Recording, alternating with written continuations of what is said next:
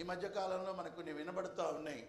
ఆయన ఎవరు చనిపోతే 2000 సంవత్సరాల క్రితము మన పాపాలు ఎట్టా మరి క్షమించబడతాయి అది ఇది అని.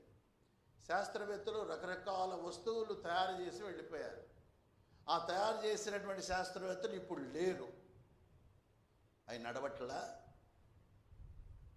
మొన్న ఒక సిస్టర్ని మేము విజిట్ చేసినప్పుడు ఆమె చెప్తూ వచ్చింది, ఆపరేషన్ థియేటర్కి వెళ్ళాను, అక్కడ పండిన తర్వాత అమ్మ నీకు ఇది పెడుతున్నాము అని ఒక మాస్క్ ఏదో నా ముఖం మీద పెట్టారు. ఆ తర్వాత అసలు నాకు తెలియదు.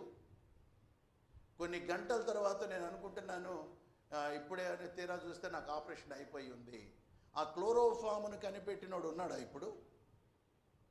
ఆ క్లోరోఫామ్ యొక్క పనిని వేరే వాళ్ళు వాడుకుంటున్నారు కదా, అది పని జరుగుతూ ఉంది కదా, ఇంకా అడ్వాన్స్ వచ్చింది కదా. అలాగే సత్యం అనేటువంటిది ఏంటి? మనలో